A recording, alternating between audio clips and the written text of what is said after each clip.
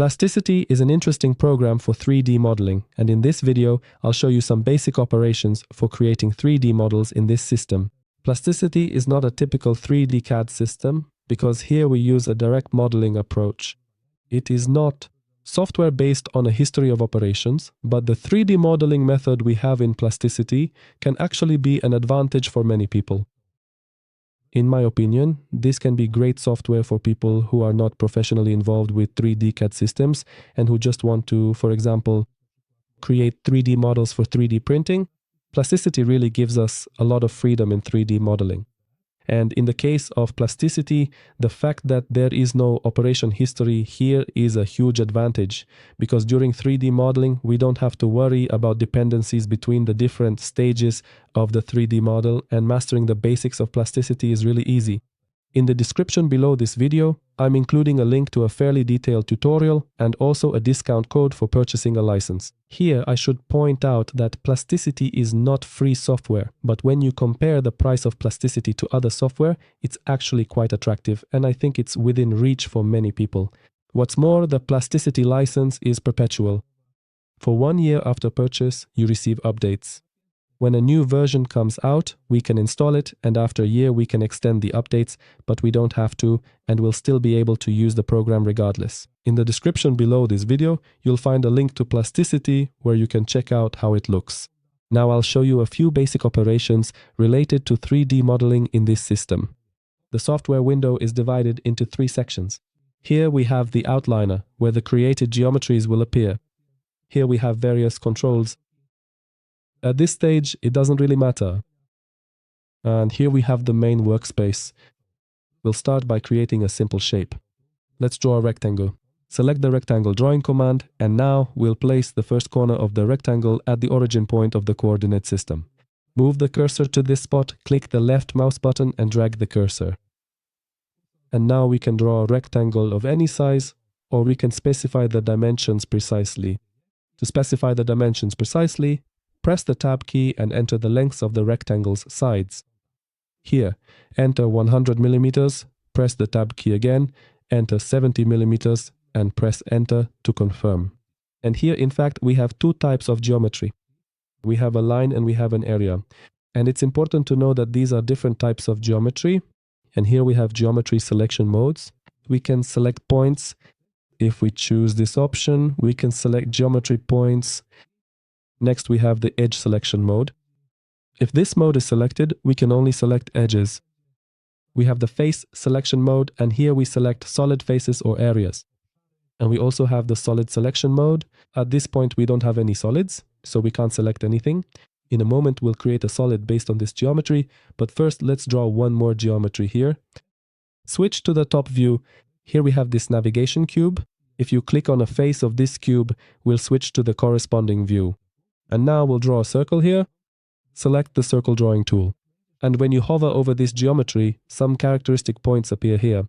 We can use one of these points as the spot where we'll place the center of the circle. And these points appear because we have something enabled here called object snapping, and it makes drawing geometry easier for us. It's a very useful feature. And here we'll place the center of the circle at this point. Click the left mouse button and then press the Tab key to specify the diameter of the circle and enter 20 mm here. Now, I click this button to turn off the visibility of the temporary construction plane, and based on this geometry, we'll create a solid. We switch to selecting faces and areas, indicate the area on which we want to create the solid, and by dragging this marker, we can create a solid on any height, and if we want to specify the exact height of this solid, we can do it in this field. Enter 20 mm here and press Enter, then press Enter again to confirm. And now we have this solid here, and at this point, this solid is already independent from the sketch. If we make any changes to this sketch here, it will not affect the solid. For example, I'll change the position of the circle.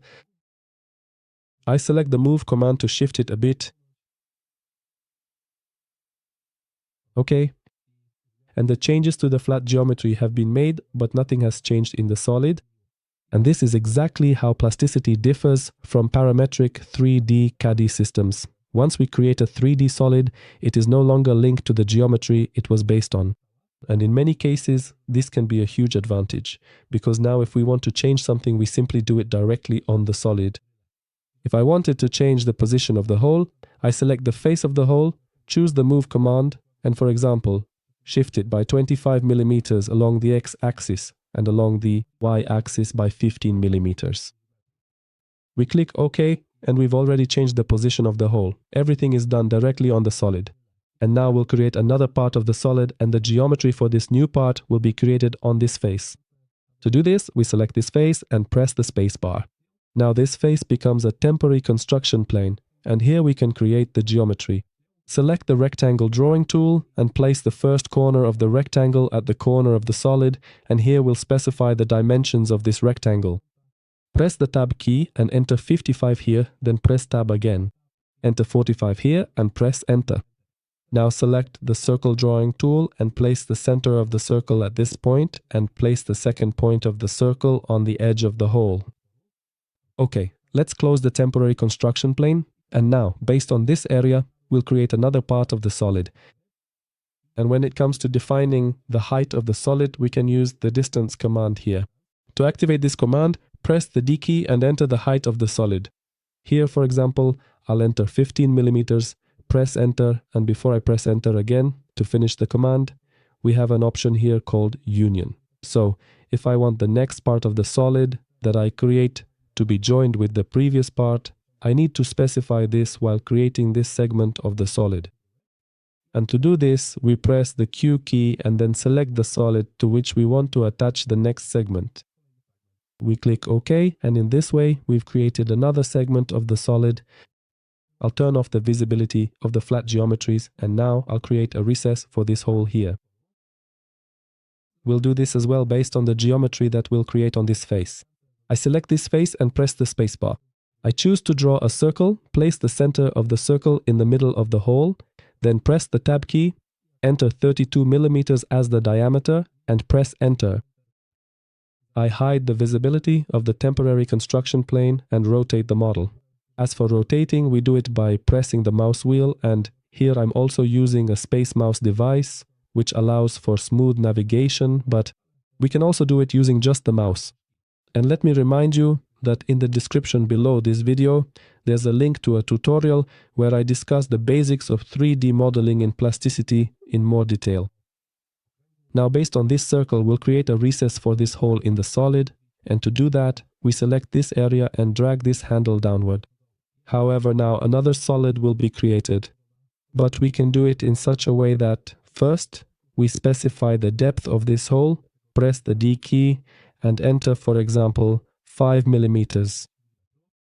Here, as you can see, another part of the solid will be created with a height of 5 millimeters, but we can also enter -5 here, and then this extrusion will be made downward. That's why I press backspace and enter -5. If I leave it like this, another solid will be created, but here we have something called the difference option, and now I press the W key on the keyboard and select the solid from which I want to subtract, the newly created solid. Here in the preview, you can see what it will look like. We click OK.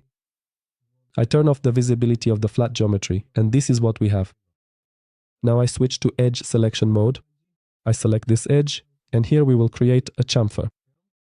As you can see, I can drag this marker in one direction or the other, and I can create either a fillet or a chamfer here, but we can also do it like this, by using one of these commands. If we want to create a chamfer, we press the C key, then specify the chamfer dimension, for example 10, and press Enter, and Enter again to confirm. Here I will create a fillet. For example, if you want to create a chamfer or fillet for several edges, select those edges while holding the Shift key, and as you can see in this view, we can also select edges that are, so to speak, invisible. Next, we press the D key, specify the radius dimension, for example, 5 millimeters, and press Enter, and then Enter again to confirm. And okay, now we have this solid. I know this tutorial has already been going on for a few minutes, but explaining how to do something and just doing it without explanation are two very different things, and in Plasticity, you can really create 3D models very quickly. And now I'll show you one more interesting thing. I'll switch to selecting solids, select this solid, and choose the mirror command. Choose the mirror command, click these three dots here, select the mirror command, and now we'll add a mirrored copy of this solid. First, click this marker. Here we select the union option so that we can join these two solids together. I press the Q key and click OK. Next, we select this solid and again choose the mirror option. I click this marker, press the Q key and click OK. And this is how we created this solid. And now I'll show you another interesting trick. I'm switching to face selection mode, and for example, we'll move this part of the solid a bit. Holding down the Shift key, I select the faces of the solid. I'm selecting it in such a way as to move this part of the solid. Okay, these faces will also be affected by this. And for now, let's see what happens if I activate the move command, that is the command for moving geometry. Look, what was selected is moving. I press escape to cancel it, and holding down Shift, I also select the edges of the hole and I'll select this face as well. I press the G key again, and now all this geometry moves. We can move it by a specified value. It's just that when we move it here, a certain value is set, and now if you move it again, that value resets, and it's as if what we moved becomes the new 0 point. That's why if you want to do this precisely, press escape, then activate the move command by pressing the G key. And now, for example, I'll move this along the x-axis by 10 millimeters. So I press X, type 10, press enter and enter again, and we get something like this. So in Plasticity, we make all changes directly on the model, and we really have a lot of options when it comes to making modifications. Now I'll select a bit more of this geometry. Okay, we've got it selected. This geometry, I press the G key, and here I actually can't move it.